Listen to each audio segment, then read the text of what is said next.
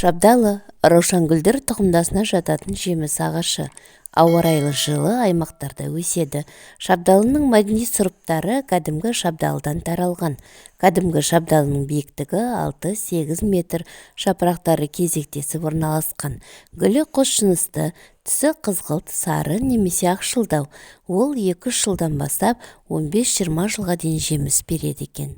Жемісі ет жеңді, ішінде сүйегі бар. Қышқылтым, шырыны тәтті, құрамында қант, органикалық қышқылдар, А, С витаминдері өте көп. Тұқымында болатын шабдалы майынан тамақтық заттар мен дәрі жасалады. Әр шабдалы ағашынан 20-120 килограмм жеміс алынады екен. Жемісі жаста және кептірілген күйінде компот, тосап, тәтті сусын тағы да бастарға пайдаланады. Өнімді мол алу үшін топырақты құнарландыру, уақытымен суғару және қажетсіз бұтақтарын кесіп, сиретіп отыру керек. Оның өсіп тұрған жерінде арымшөптер болмауы қажет. ТМД-да, Орта Азия республикаларында, Қырымда, Дағыстанда, Молдовада, Солтүстік Кавказдың Қара теңіз жағалауында және Қазақстанның оңтүстік облыстарында будандастырылған 50-ден астам сорты өсіріледі.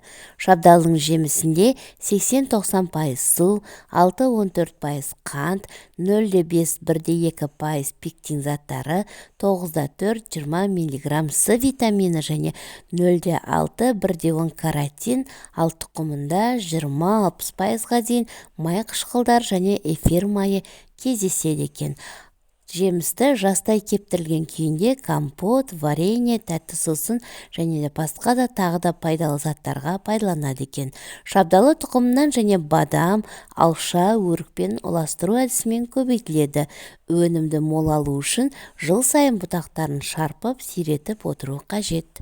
Шабдалының нақты отаны белгісіз. Көпке дейін шабдалының отаны Иран деп есептеліп келген.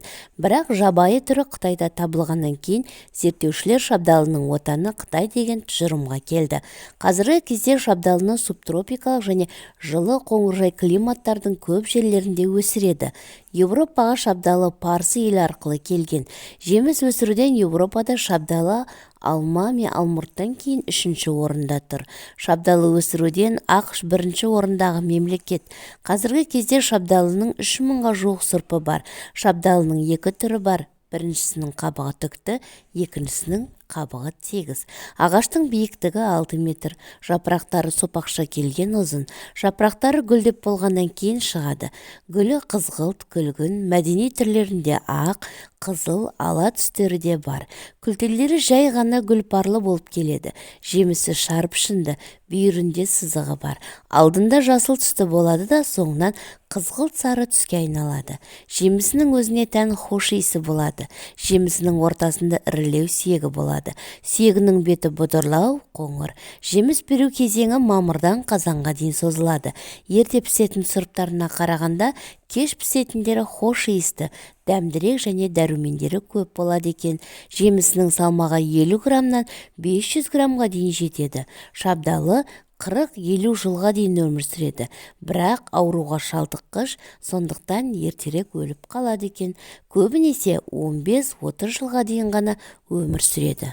Шабдалы жарық сүйгіш өсімдік. Көлеңкелі жерде жемістері кішірейіп, дәмсіз болады екен. Шабдалы тұқымынан және вегетативті тәсілмен қалымшелеу ұластыру арқылы көбейеді. Шабдалыны отырғызғаннан кейін 3-5 жылдан соң жеміс бере бастайды. Әр ағаш 30 килограммнан 100 килограммға дейін жеміс бере алады. Шабдалы ағашының жемісі пайдалы әрі тәтті. Шабдалы қантқа, органикалық қышқылдарға, ферменттерге, өзектерге, илік, азотты және пектинді заттарға, С, В1, П дәрумендеріне, каротинге, полифенолтерге, сонымен қатар минералды заттар мен микроэлементтерге бай. Әсіресе Қырым шабдалысында В2, өзбек шабдалысында Е дәрумені көп болады екен. Фармацевтикада пектиндер мен эфир майын алу үшін қолданылады. Шабдалы жемісін асқазан аурулары, жүрек ауруы, қан аздық кезінде жеу өте пайдалы. Шабдалыдан тосап, компот, джем жасайды. Шабдалы сүйектерінен персико деп аталатын қабатын лекер жасайды екен. Шабдалының сондай-ақ 5 түрі бар. Кәдімгі шабдалы, Гансун шабдалысы, Давид шабдалысы, Патанин шабдалысы және ғажайып шабдалы тараған деп аталады. Шабдалы жемісінің пайдасы өте көп. Қан айналым жүйесінің жұмыс істеуін қолдайды. Шабдалының жүрек пен қанға тигізетін пайдасы құрамдағы кальций мен калийдің болуымен сипатталады.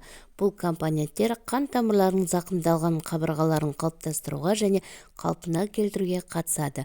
Калий сонымен қатар жүрек бұлшықетінің жұмысын реттеп, қалыпты және тұрақты жүрек соғу жылдамдығын сақтау үшін қажет. Дәруменде әсері бар. Ол қан тамырларында қан ұйғыштарының пайда болуына жол бермейді. Шабдалыда темірдің болуы анемиямен ауыратын адамдар үшін өте пайдалы. Сондай-ақ қандағы эритроциттердің көбеюіне көмектеседі. Ол өз кезегінде ағзаны қалыпты ұстап тұруға көмектеседі. Шабдалының пайдалы қасиеттерінің бірі жеміс-жидектердің қандағы холестерин мөлшерін азайтуға және оның сіңуіне жол бермеуіне көмектесуінде. Бұл ерімейтін холестеринді бляшкалардың пайда болуына және жол бермейді және атеросклерозың алдын алуға көмектеседі екен. Тірек қимыл жүйесінің жұмысын жақсарту. Жалпы сүйекті нығайтатын әсері бар. Фосфор мен кальцийдің жоғары мөлшері буындар мен сүйектердің проблемалар үшін тұтынуға, сонымен қатар оларды шеміршек пен сүйек тіндеріндегі метаболикалық процестерді жылдамдататын құрамдық элементтер мен дәрумендермен қамтамасыз етуге мүмкіндік береді екен. Шабдалыны қолдану арқылы ағзадан көптеген токсиндер мен тұздарды шығаруға болады. Негізінен шабдалы артрит, остеохондроз, ревматизммен ауыратын адамдарға ұсынылады.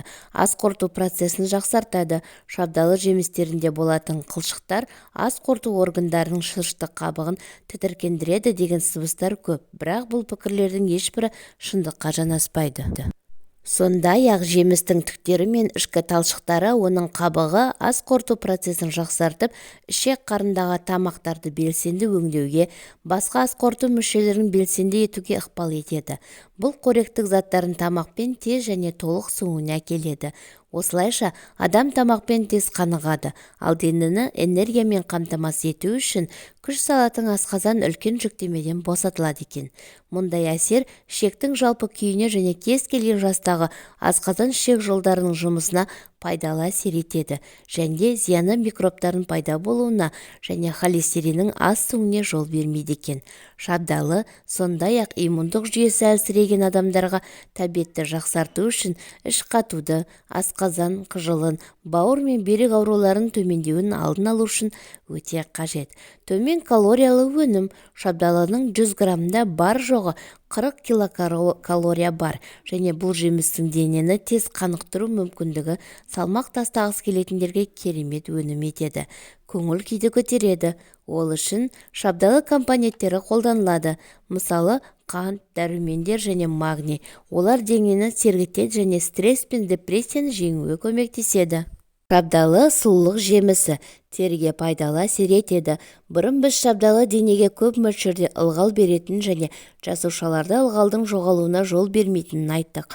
Шабдалы жасқа қарамастан әжімдерді тегістеп, сау теріні сақтаудың маңызды факторларының бірі болып табылады екен. Сондай-ақ шабдалының құрамында алма, жүзім және лимон қышқылының болуына байланысты шабдалы өлі және қатты тері жасушаларының қабыршақтанып жаңаруын тездетеді. Бұл теріні жас, балғын, табиғи қызыл реңкте болуына көмектеседі екен. Бұған шабдалының құрамындағы бай каротинмен жетуге болады. Жемістің қабығы терінің күнге күйген кезінде ауырсынуды жеңілдетеді екен. Ерлердің денсаулығын нығайтады. Мәселе мынада, бұл жемісте мырыш бар. Оның жеткілікті мөлшері организмде ер күшін қалпына келтіреді, гормональды деңгейді қалыпқа келтіреді, простатаның алдын алады екен. Иммундық жүйені нығайтады. Шабдалыны жеу вирусты және суық тиюдің алдын алуға көмектеседі екен. Сонымен қатар патогендік микробтарды бейтараптандырады. Өйткені жемістерде А, В және С дәрумендері көп. Сонымен қатар жүкті әйелдердің жағдайын жақсартады екен.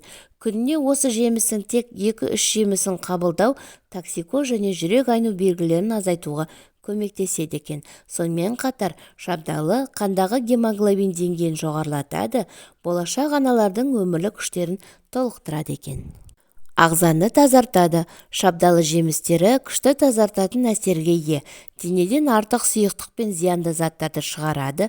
Қуықта жиналған құмды кетіреді екен. Жемістегі талшық ішектерді тазартуға көмектеседі. Шабдалы диета ұстаған адамға жақсы әсер етеді.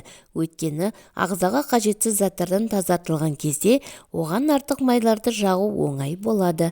Мидың жұмысын жақсартады. Шабдалы құрамында калий мен фосфор мидың жұмысын жақсартуға, есте сақтау қабілетін жақсартуға көп көмегін тигізеді. Витамин тапшылығын болдырмайды. Жемісті үнемі тұтыну денеге ұзақ уақыт бойына пайдалы микроэлементтер мен дәрумендер жинауға мүмкіндік береді екен. Подагра үшін жақсы көмектеседі. Каротиннің арқасында көру өткірлігі жақсарады екен. Шабдалының пайдасымен қатар зияны да бар екен. Шабдалы кез келген жеміс сияқты қарама-қарсы әсерге ие және кейбір жағдайларда адам ағзасына зиян болуы мүмкін. Мысалы, барқыттай қабығы бар шабдалы түрлері аллергия тудыруы мүмкін. Ең бастысы, шабдалының түктерінде тозаң жиналады. Көптеген адамдарда оларға аллергиялық реакциясы бар. Онда көп мөлшерде қант бар. Осыған байланысты диабетпен ауыратындар жейтін жемістің мөлшерін қатаң түрде шектеуі керек. Нәзік жеміс тез бұзылатын өнім болып саналады. Шабдалы асқазанның жоғары қышқылдығы бар адамдарға ұсынылмайды. Өйткені олар оның жоғарылауына ықпал етеді. Сондықтан олар асқазанның төмен қышқылдығымен байланысты ауруларға арналған. Шабдалы жемістерін шамадан тыс тұтыну асқазанға зиян. Шабдалының пайдасы мен зияны көп жағдайда осы жемістің сапасына байланысты болатынын ескерген жөн. Көбінесе жемістерге әдемі көрініс беру үшін және олардың сыртқы түрін жеткілікті ұзақ сақтау үшін химиялық заттар жиі қосылады екен. Мұндай өнімдерді шикі түрінде әсіресе балаларға қолдануға кеңес берілмейді және олар пирог, компот немесе джем жасауға ғана жарамды екен. Жемістің өңделмегенін тексеру үшін оның ортасынан бөліп сүйегіне қарау керек. Егер ол құрғап, қурап қалса, онда жеміс химиялық заттармен өңделді. Қалай болғанда да шабдалының пайдасы зиянына қарағанда көбірек. Ақпарат пайдалы болса, лайк басып, пікір қалдырып, достарыңызбен бөлісуді ұмытпаңыз. Керек екен арнасы сіздермен бірге.